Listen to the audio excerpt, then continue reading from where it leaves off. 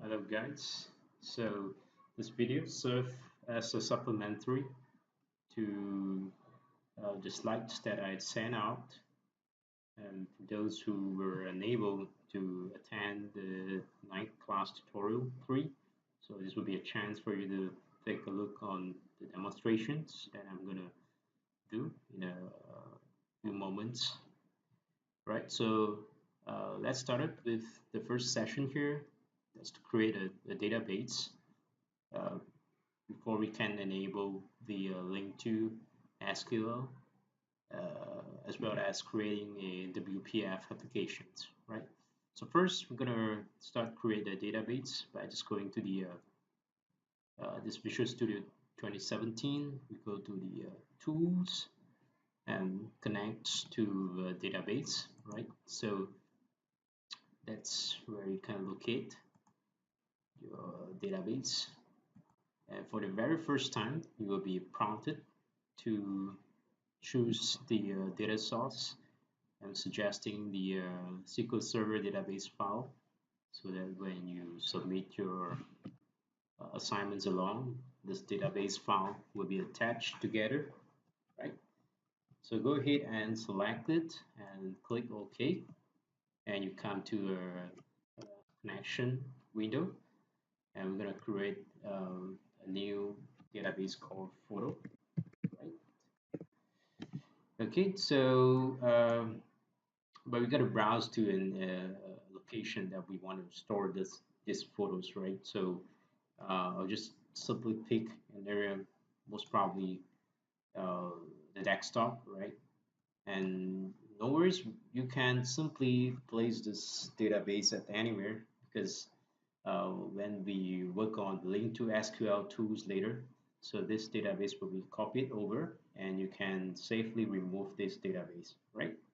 So go ahead and create this, and I'm gonna click OK, and it prompted me that database not exists. Would you like to create one? So I'm clicking yes. I'm gonna create a new database here, and what you will see on the Server Explorer on the left hand side here, you see that the photos database has been created.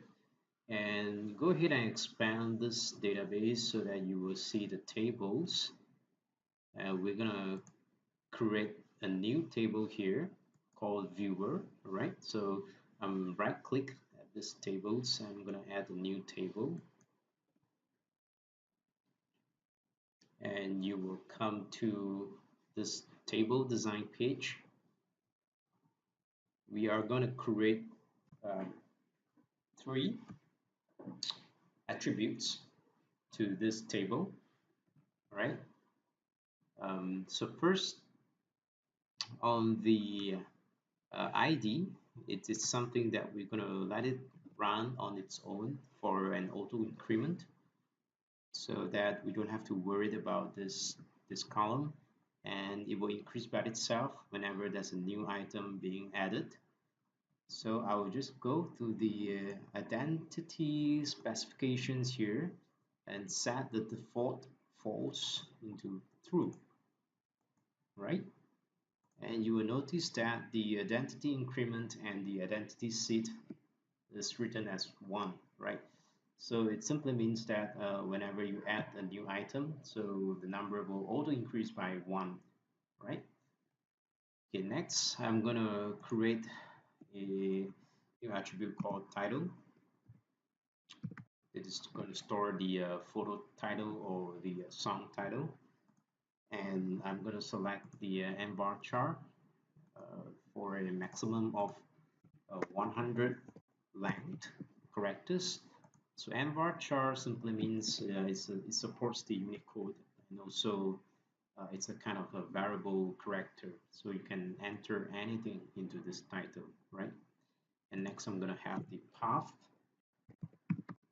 and the path I'm going to accept an nvar of perhaps 500 here. Okay, so that's it. I'll just leave the rest as they are. I can allow nows for the title and the path because the ID will be my primary key, right? So to change your default table name, I'm just going to come to this small area here and I'm going to switch it and type the viewer, right? This is going to be my table name. So you can name whatever name that you like, for example, a songs table or whatever table, right? So this is the place that you're going to do it. And next I click the update so that it will generate the database script. And once you're done, you click the update database, right? And once you've done that, you will see that the um, on your Server Explorer, there's a new table called Viewer has been created, right? Okay. So next, we're going to enter some default data into this viewer, and I've already done that. So, so you just need to go here and click the Show Table Data, right? And go ahead and enter your song title, right, and the artist name if you have, and also the song file name, right, at the path attributes. So I'm entering 3 songs here, and I'm suggesting to you as well, so that when you submit your assignment, you kind of have some default songs for me, so that I can actually play it, and I can kind of review your applications, right? Okay, so that's pretty much for the database, and we will move next to the next session.